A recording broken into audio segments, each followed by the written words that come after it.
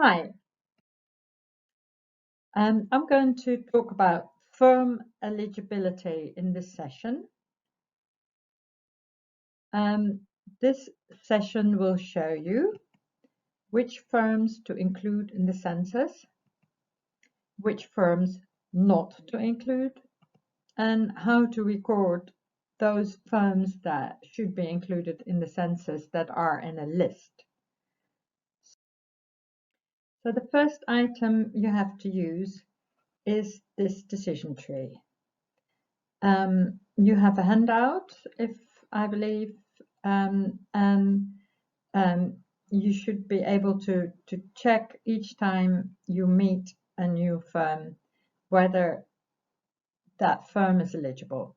You start with the question, does the firm have a fixed place of business? If it doesn't, it is not eligible. So fixed place of business, it can be a shed, it can be a small house. It should not be a market stall, so it's not fixed.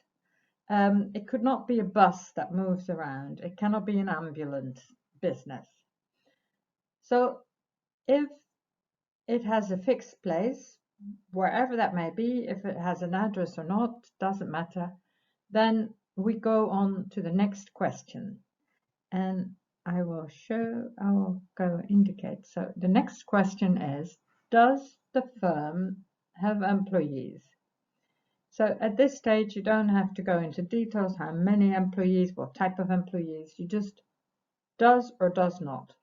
If yes, you can proceed to the next question. If no, you just move on from that firm. You go to the next house or the next block or wherever there is a next business. So the business had a fixed place, it had employees, and the third question is, does the firm produce goods or provide services? So if no, it is out. So a retail business doesn't produce goods, doesn't provide a service, it's just selling things. And so it's not eligible. This is because a shop is, we consider that a survival business, and also we consider it doesn't have high value added to the firm. So those are out, but there might be other situations where the firm doesn't produce goods or provide services. Then you move on to the next case. Now, if it does produce goods or services, the first question is the first possible answer is yes, it produces goods. Then the next question is, are the goods prepared, cooked foods sold directly to consumers? And we'll give some examples of that on the next page. If yes, it's like injera sold on the spot, or it's like little pancakes or even whole cooked meals. In fact, a restaurant also is not eligible. If it is not simple cooked foods only sold retail on the spot, it is eligible. And you proceed to the next stage. I'll tell you in a minute. But the other option is yes, the firm provides a service, is selling a service. Then the next question is the service on the eligible service list? Or more, if the service is not a very basic service, so it's not a barber shop, not a hairdresser, it is not like shoe shine, bicycle repair, beautician, a beauty clinic, or manicure, pedicure place. All these we consider quite survival businesses, not very high value added, not eligible.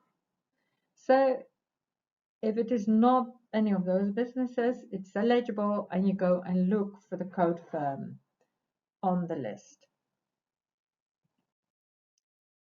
So here is an overview. You also have that on a handout. Which firms are definitely out? So all the retail shops out.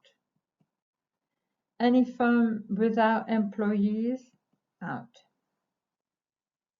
Type of services that are ineligible are barbers, hairdressers, bicycle repair, shoe shine, other very personal services, a cafe, bar, restaurant, bakeries, beauty clinics, manicure and pedicure, they're all out. Other and then ineligible goods are selling to consumers of bread, injera, meals, pancakes, all these are out. Only if, for instance, somebody sells injera to a large number of hotels, and it is quite a professional business, that can be included. In general, if they sell to other companies, it could also be to some retail shops, then it can be included. Now, assuming that you have an eligible firm, you have been given another handout which has a list of eligible firms, and we have coded them. So, instance, somebody is a carpenter and is wooden furniture. Then you fill in A01. If it is like metalworks and somebody producing hinges is D01, or somebody producing ovens is D05. Well, we've come across that kind of things. So if you have a firm, you try to use the codes that we've given. If it's not on the list or you just can't find it, you write down as much as possible so that we can understand what kind of firm it is. You know, don't just write metal. We have to understand what kind of metal things. It might be the production of steel. So then, right, producing steel, like producing wholesale steel that somebody else uses to produce items. Have a look at that handout and you'll see kind of lots and lots of different options. And I hope you study that list well beforehand so that it takes you less time to find the right code, and that you also know, okay, that one is not on the list, and you can start describing it in words. Okay, that's everything about eligible firms. Thank you.